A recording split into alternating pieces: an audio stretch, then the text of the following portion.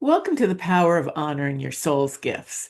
I'm Purpose Fulfillment Guide and author Roslyn McGrath, and I'm so glad you're here with me to discuss this important topic. If you'd leave a little love in the comments to let me know that you're here, I'd greatly appreciate it.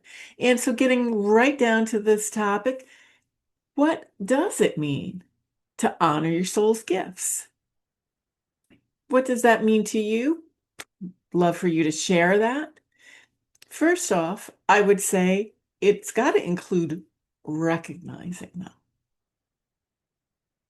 And that can be the work of a lifetime right there in itself. Also, appreciating them. Right? Appreciation brings everything up to higher frequency. And to appreciate honors. And certainly to use your soul's gifts honors them as well. And I'd like to add a fourth here, which is really being present.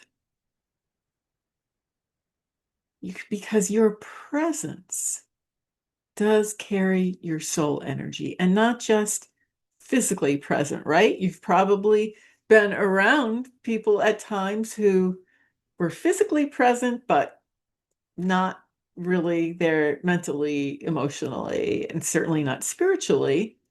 So bringing all of yourself to the moment is a crucial part of honoring your soul's gifts. Because it's not all about doing, it's also our being. Now, each of these is a huge topic, and they are a big part of what happens in my Flourishing Your Purpose program.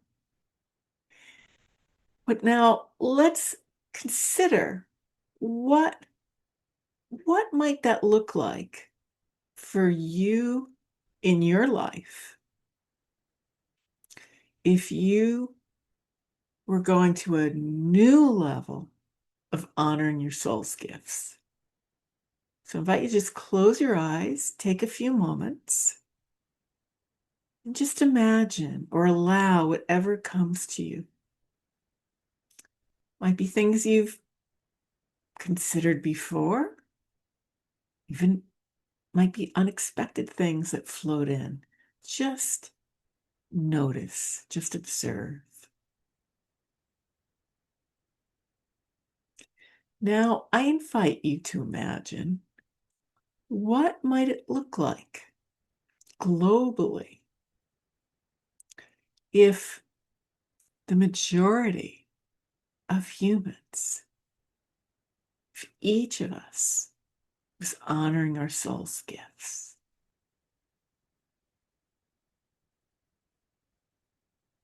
Just taking some moments to allow, to invite whatever feeling, sense, or vision, or thoughts, messages come forward as you consider that.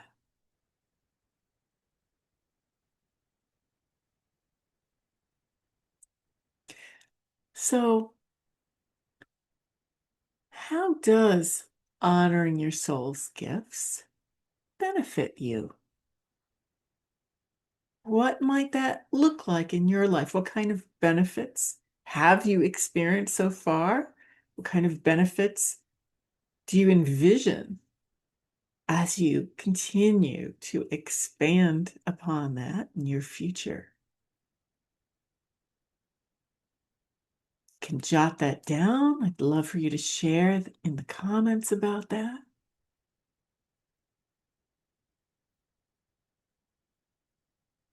And now I invite you to imagine how that greater degree of honoring your soul's gifts how that benefits others. Maybe start a stream of consciousness list, like write real fast, no editing. Because when we start to judge and analyze, it goes into a different space. So it's a great opportunity to catch just what comes without any self-censoring. I'd love for you to share that in the comments as well. And so, with all of these potential benefits to ourselves, to the world, why wouldn't you really make a point of honoring your soul's gifts? What seems to get in the way of that? Or why? Perhaps you feel that you haven't approached this. Why haven't you? So again, that's something we go deeply into how to shift in the Flourish Your Purpose program. And there are some main reasons that tend to hold us humans back. So we may not recognize our gifts for reasons like we're more focused on it, admiring the gifts of others. We may have been taught to kind of count ourselves out. And certainly, we may be afraid of the changes, including the new level of responsibility that might come with recognizing those gifts. So, if some of this resonates with you, if you would share in the comments what caught your attention. Now, reasons that we may not appreciate our soul's gifts is we may have kind of like a sort of backwards or negative perspective on that gift. We may have been taught to belittle ourselves, and certainly society or simply those that are close to us in our world, family, close friends, may not value some of those gifts. And why wouldn't we use these gifts that we've recognized and perhaps also even appreciate? Well, in our humanness, we may not want to stand out, right? That's taking a risk of rejection, a risk of isolation, even if we logically don't agree with that.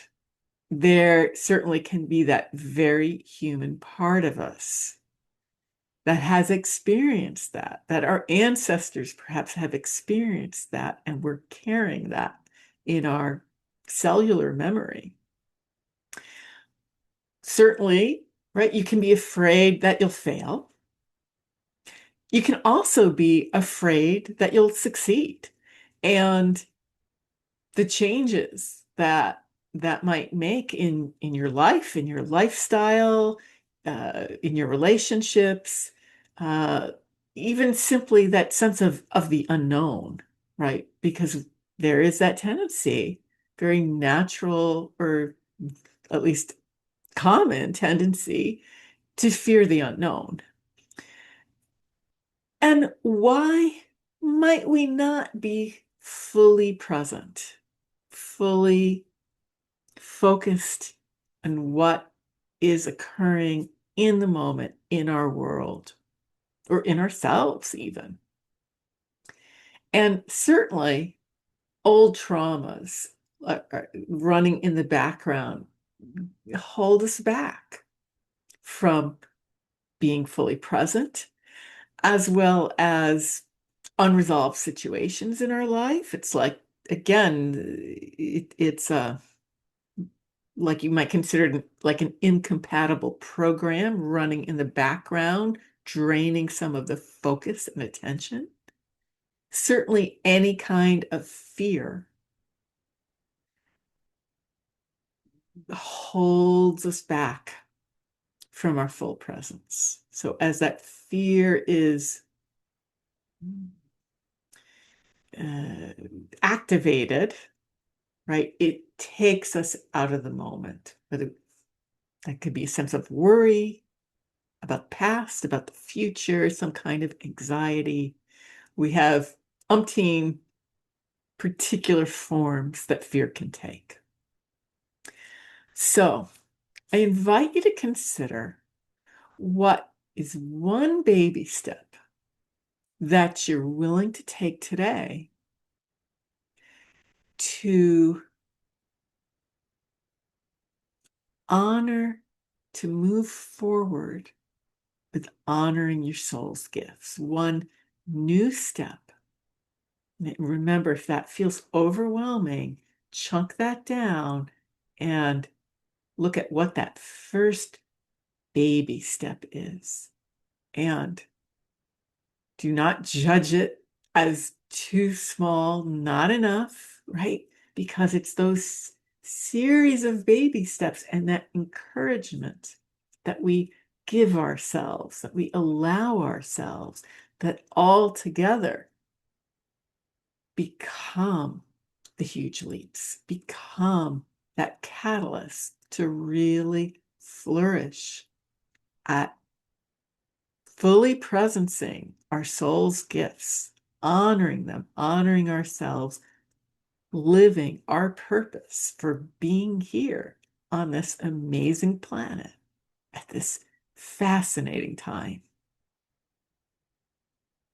So, whether it's a baby step for today or for this week, I invite you to share that in the comments and keep me posted on how that's going, because that is how we create the kind of new earth together that we truly desire.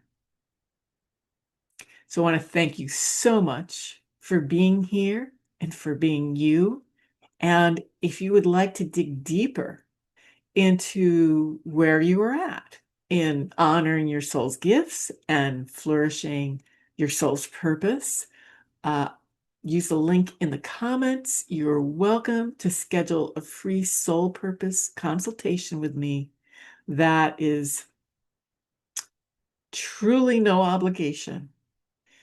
Beautiful series of questions designed to dig deep into where you're at with honoring those soul gifts and flourishing your purpose, and provide you information about the Flourish Your Purpose program so that you can see if that would be a great fit for you. And so you're welcome to share any questions you might have about that consultation in the comments as well. In the meantime, I want to thank you so much for being here and for being you. Namaste and many blessings to you, my friends.